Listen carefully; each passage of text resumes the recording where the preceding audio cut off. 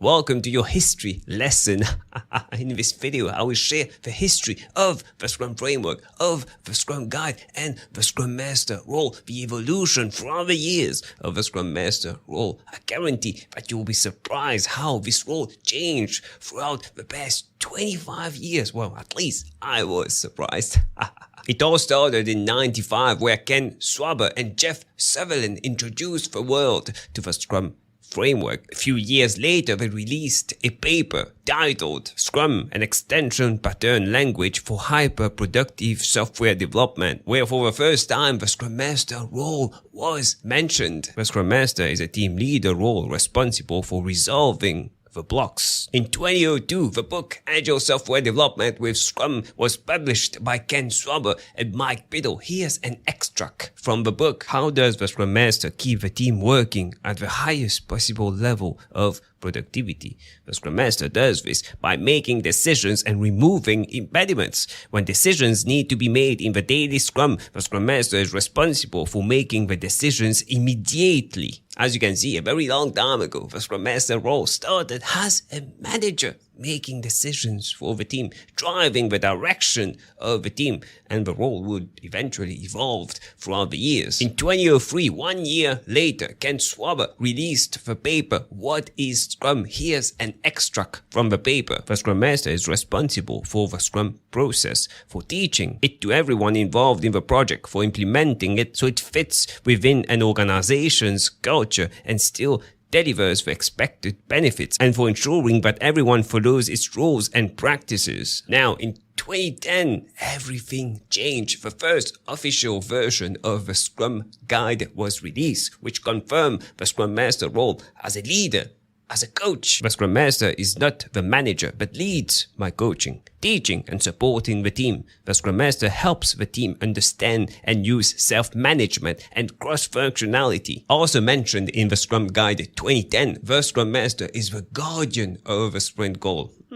Not the developers, the Scrum Master, guardian of a sprint goal. Obviously, this is wrong. This was changed later on in later versions of the Scrum Guide simply because it prevents the team from self-managing. The team should be the guardian of a sprint goal. The developers should be the guardian of a sprint goal, not a single person, and absolutely not the Scrum Master. I also mentioned that the Scrum Master needs to facilitate all the sprint retrospectives and ensure the effectiveness of the daily Scrum by coaching and shielding the Scrum team. In 2011, the second version of the Scrum Guide was released. A few changes in this version. Mainly, the Scrum Master no longer the guardian of a sprint goal, no longer preventing the team from self-managing. We realized that it was wrong. Also important is that the developers don't make a commitment in the sprint planning. During the sprint planning, the developers don't make a commitment on the amount of work they believe they will be able to complete during the sprint.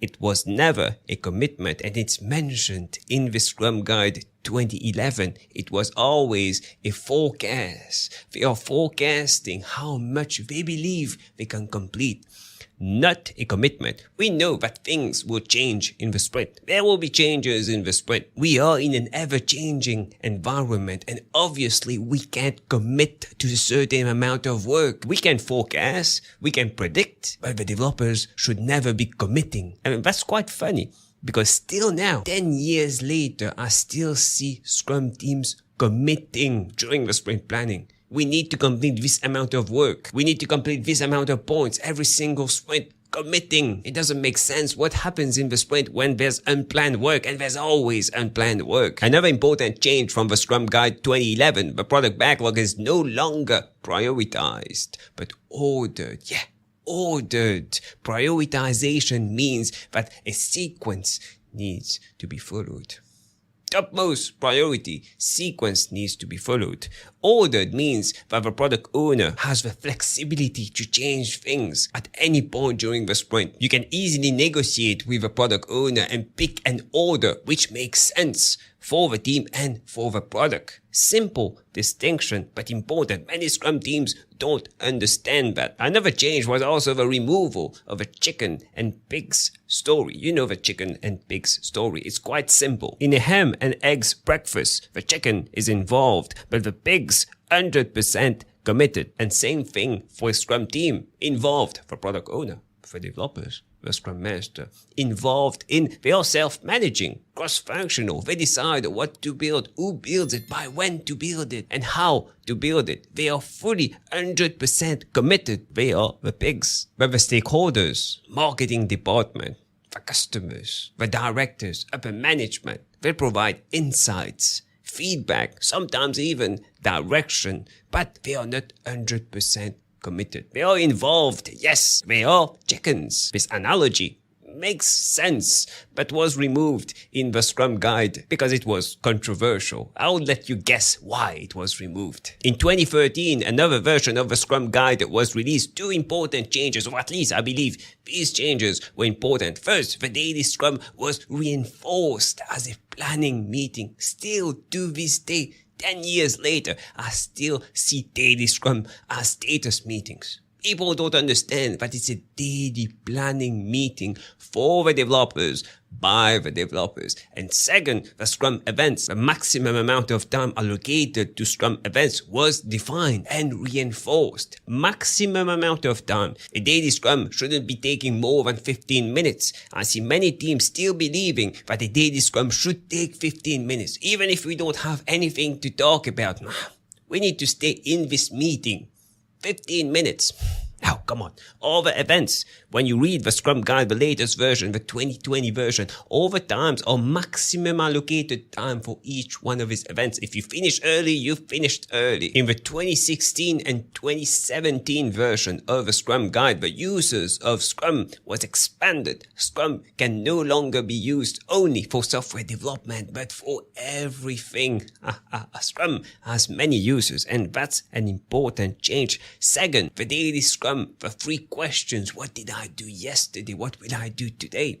Any blockers removed from the daily Scrum. The Scrum Guide also became less prescriptive, which is good. Sometimes these 3 questions led to status meetings, daily Scrums, where you need to report the status. What did I do yesterday? What will I do today? To someone who will challenge your work. Now there's more flexibility, and some people use walking the board instead of the 3 questions. I still love using the 3 questions sometimes because I feel that they are extremely useful when used correctly. And finally, the 2020 version, the latest version of the Scrum Guide, for me the core change were accountabilities, namely the accountability of the Scrum Master. You see, the Scrum Master started as someone with a lot of power on the team, a manager for the team, and slowly lost all their power. Absolutely no power. When the team failed or didn't meet the expected results, it was never the fault of the Scrum Master. The Scrum Master could just say, I told the team, I coached the team, I told the team the practices, the Scrum framework, but they didn't want to use it. It's not my fault. But now, accountabilities. The Scrum Master is accountable for establishing Scrum as defined in the Scrum Guide. Also, the Scrum Master is accountable for the Scrum team's effectiveness. On top of that, Scrum Masters are no longer servant leaders. They are now true leaders. Scrum Masters are true leaders who serve the Scrum team and the larger organization. Which brings me to my next point. If you want more tips, insights on Agile Scrum personal growth, click on the video that stands out the most on the screen right now, and I'll see you in a few seconds.